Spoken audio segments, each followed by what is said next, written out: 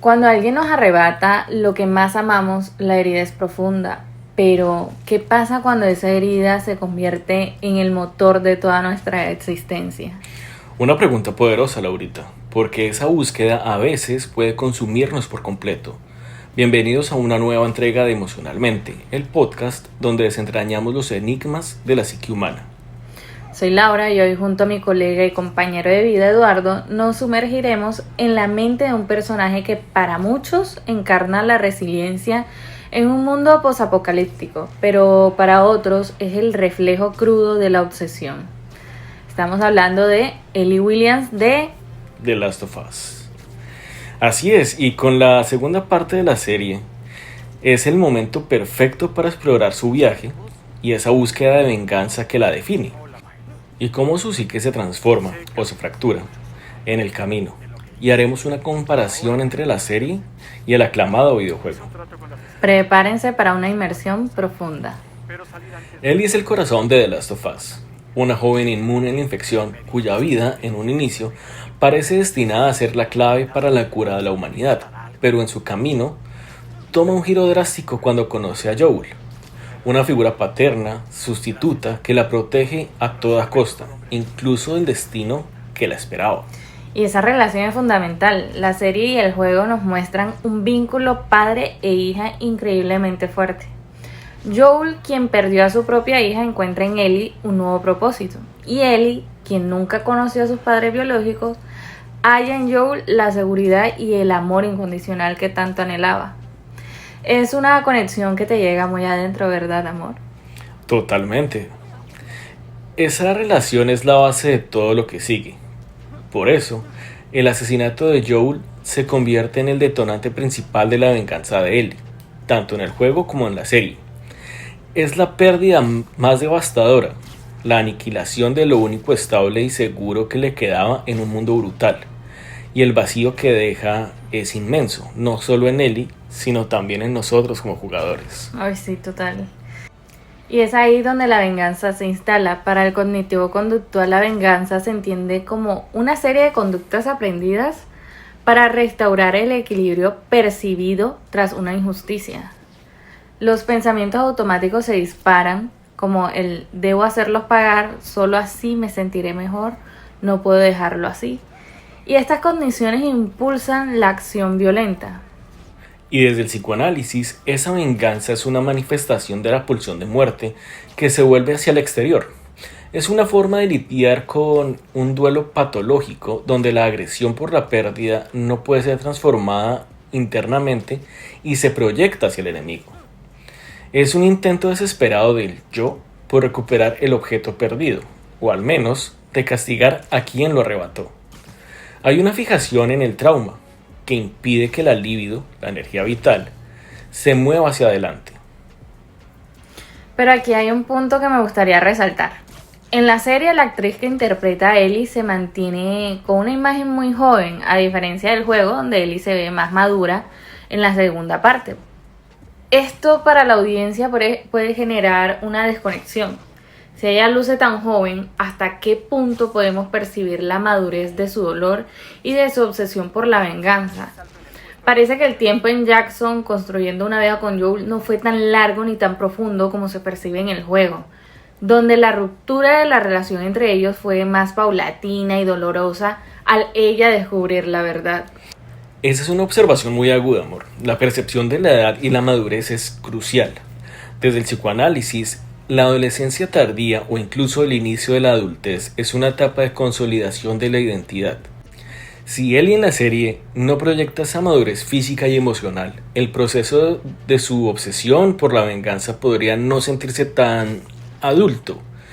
En el juego se percibe que hubo un tiempo considerable de convivencia padre-hija y un proceso de desilusión al descubrir la mentira de Joel que es vital para entender su motivación. Esa progresión en la relación y el posterior rompimiento es la clave para la magnitud de su reacción. Ahora bien, el foco de la venganza de Ellie, tanto en el juego como en la serie, es Abby, la hija de uno de los luciérnagas, que Joel asesinó. Para el psicoanálisis, Abby se convierte en la encarnación del objeto malo, la depositaria de toda esa ira y el odio de Ellie. Es una proyección de la propia agresión de Ellie, pero también la representación de la justicia que ella cree es necesaria. Es como si eliminara a Abby, Abby pudiera vengar no solo a Joel, sino también todas las pérdidas y el sufrimiento de su vida. Y bueno, y desde mi enfoque, la búsqueda de Abby se vuelve una conducta obsesiva alimentada por la creencia de que solo al eliminarla podrá encontrar paz o cierre. Cada paso que da, cada vida que toma en su camino es un refuerzo intermitente que la mantiene en la búsqueda.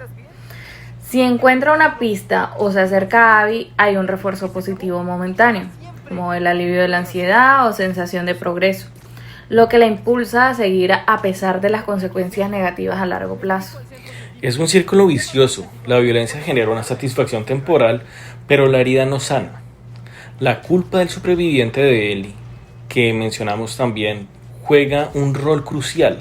Al ser inmune, ella siente que su vida fue salvada como un propósito, y la decisión de Joel de negarle esa cura la deja con una culpa y un resentimiento profundos. La venganza se convierte en su forma de darle sentido a su existencia, de pagar una deuda por seguir viva, o de castigar a Joel de forma indirecta por haberle quitado esa elección. Y esa culpa la consume. Sus patrones de pensamiento se vuelven rumiantes, centrados en el trauma y en la planificación de la venganza. Ella experimenta un sesgo de confirmación, buscando solo la evidencia que justifique su sed de sangre. Ignora las consecuencias negativas de sus acciones en sus relaciones con Dina, Jesse o Tommy. De hecho, la persecución de Abby la lleva a aislarse cada vez más, a volverse más fría y a poner en riesgo la poca felicidad que ha logrado construir. Exacto, la venganza es una compulsión a la repetición.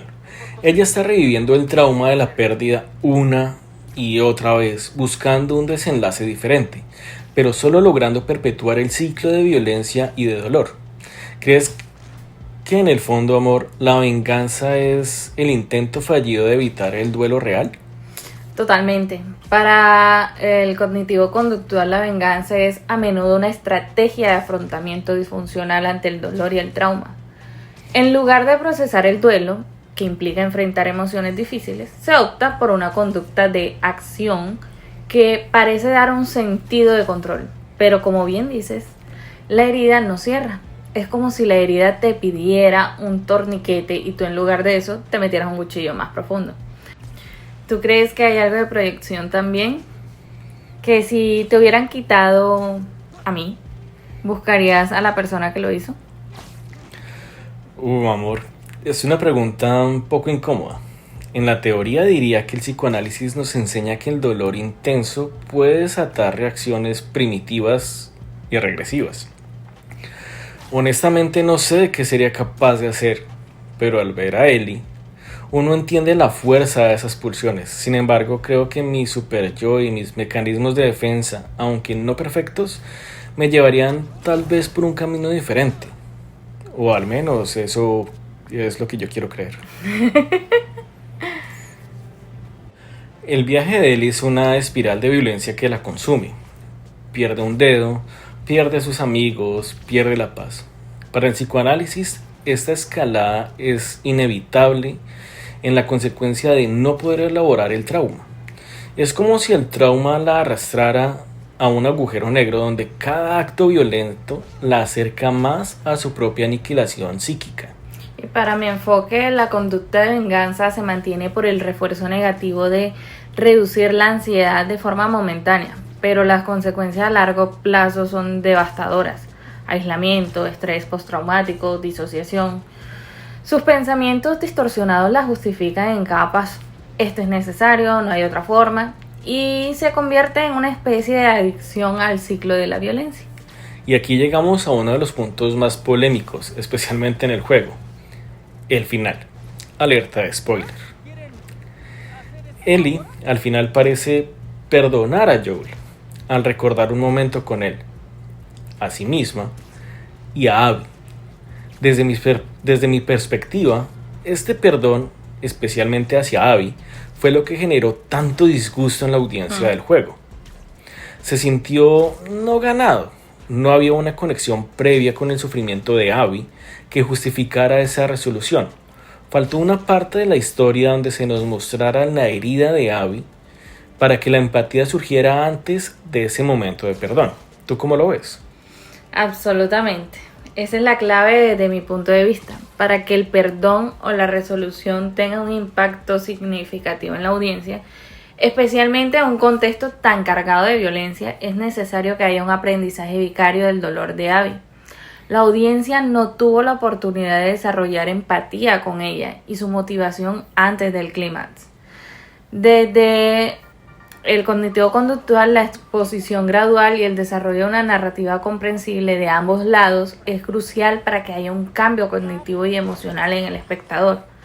Al no tener esta conexión, el acto final de Ellie se percibe como arbitrario o peor aún, como una traición a la intensidad de su propio dolor y al viaje de venganza que ha tenido.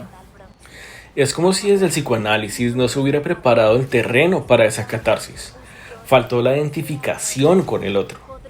Si esa identificación, el acto final de Ellie se sintió forzado como una solución narrativa impuesta más que una resolución psíquica orgánica del personaje. Totalmente, para la audiencia no hubo una reestructuración cognitiva de sus propias creencias sobre Abby. Se les pidió un salto de fe emocional que no se había construido, y eso es lo que genera esa sensación de disgusto o traición. Es una lección importante sobre cómo la narrativa puede influir en la recepción psicológica de un final. Pero a pesar de todo, él es un personaje que nos confronta con la brutalidad de la venganza y el costo humano. Así es, amor. Ellie nos demuestra cómo el trauma y la pérdida pueden desatar la búsqueda implacable de venganza, en un intento del yo por reparar una herida profunda, aunque a menudo esta búsqueda solo nos sirva para perpetuar un ciclo de sufrimiento y muchas veces de autodestrucción. Su historia es un reflejo de los peligros de la fijación en el pasado y la incapacidad de elaborar un duelo. Y desde la psicología cognitivo-conductual, Ellie es un ejemplo de cómo las creencias distorsionadas y los patrones de conductas aprendidos pueden atrapar a una persona en un ciclo de violencia. La falta de herramientas para manejar el dolor y la obsesión por la justicia percibida la llevan a un camino de aislamiento y pérdida. Su evolución nos hace cuestionar si el fin justifica los medios y si la venganza realmente ofrece el cierre que promete.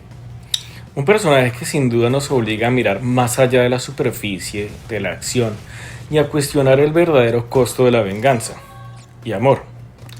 Nos invita también a reflexionar sobre la importancia de la empatía, incluso por aquellos a quienes consideramos nuestros enemigos. Absolutamente, un viaje emocional y psicológico que vale la pena analizar a fondo. Agradecemos de corazón que nos hayan acompañado en este episodio emocionalmente. Si les gustó el análisis, no olviden suscribirse, dejarnos sus comentarios y compartirlo con quienes crean que pueden disfrutarlo. Nos encanta leerlos y saber qué otros temas o personajes les gustaría que analizáramos. Gracias por sintonizarnos, yo soy Eduardo. Y yo, Laura. Y hasta el próximo episodio de Emocionalmente.